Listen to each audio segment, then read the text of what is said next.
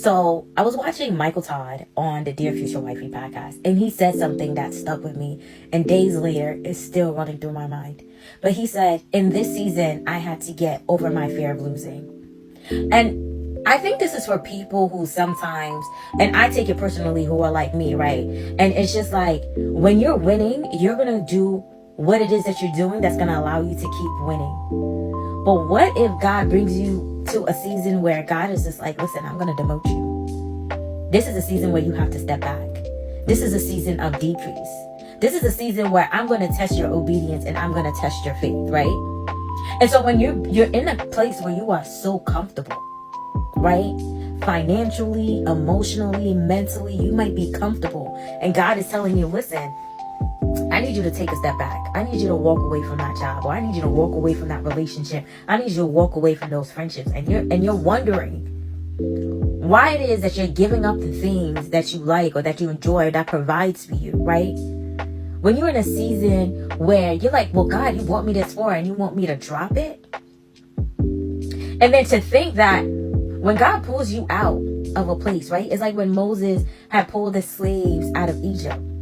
And he brought them into the wilderness and they were there for 40 years. That's the thing. When God brings you out of somewhere, you don't know if you're going to step into that wilderness. And when you do, you don't know exactly how long you're going to be there. You don't know if that moment and that time of testing, if that testing of your faith is going to be 1 day, 1 week, 1 month, or 1 year. And you got to believe that God will bring you through it. You see, a lot of times it's easy to operate your faith where you get thrust into a situation you didn't see coming.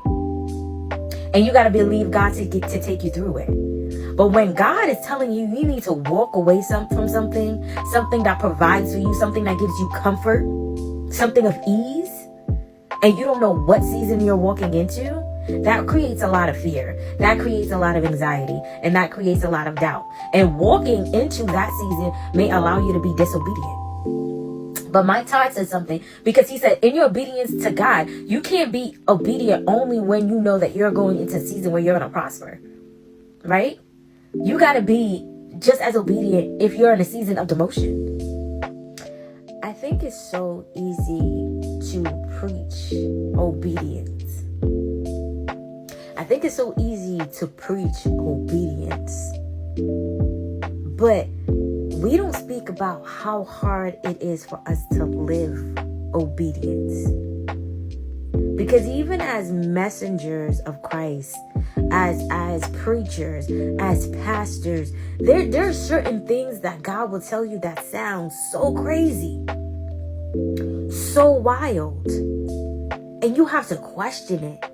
And you got to go in for confirmation, because you got to be like, God, are you like, am I tripping? Is it you? Is it not you? You got to use your discernment.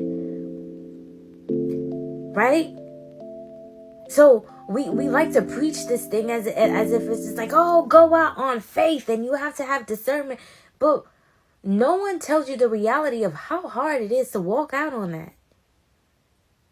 Faith is a great topic to preach. It's a great topic to preach. But to get people to live it, to work it, is hard. It's hard. Because you got to step away from your experience, your flesh, right? The anxieties, the fear, the things that are not like God. You got to step away from that. And you got to truly know God. That's the thing. You got to know God. And you see, this is where it gets you. Because when you know God, you can't say no to God. When you know God and you're like, well, I know my God because I know what he took me through. So I have no choice but to believe him. Baby, you got to take that jump. And if there's some L's coming with it, you got to pick up your L's and you got to take it, because you don't know what God is building with those. You don't know what lessons he got for you. You don't know what lifestyle he's going to pull you through. You don't know. But that's the beauty of what God does for us, right? Because we say he will do exceedingly abundantly above all that we ask. So the thing is, we can't fear any season that he takes us through. We can't fear the wilderness. We can't fear any of the obstacles or the tribulations, because we have to have faith with them that God is going to take us through it. That's the thing. See, because when life is comfortable and God gives you peace, it's easy to preach of how lovely God is. But even in the moments where things are just going to get like a little bit ugly, a little bit scary, that's where you got to work your faith.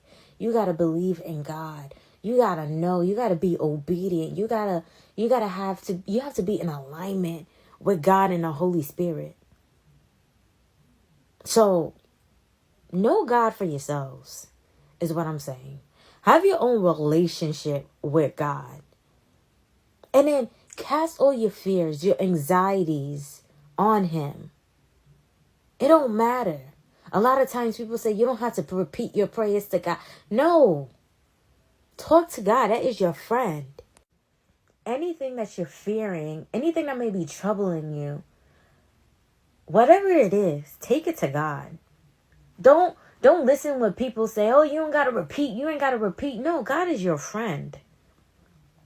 As many times as you have to go over with God, trust that you can go over with God. There is no limitations when it comes to God. And I don't like when people put a limitation on God. There is no limitation when it comes to God. Because the minute we start putting limitations on God, we start to feel like He's unavailable for us. We start to feel like we can't go to Him anymore. No, don't put limitations on God. Let that be your best friend. Let that be your confidant. Let that be the person that you come with all your anxiety, your fears. You need 3, 4, 5, 6, 7 confirmations. Yes, He may get tired of you, but He will always give it to you because He sees that you trust Him enough to keep coming to Him. To keep coming at His feet. To make sure you're not getting Him wrong. Allow God to guide you. There is no limitations when it comes to our God. So there's no limitations in what He'll do for your life. So if you're planning on doing that thing that's a little bit scary, that's a little bit odd, that's a little bit crazy, do it. God is sending you the word. Love y'all.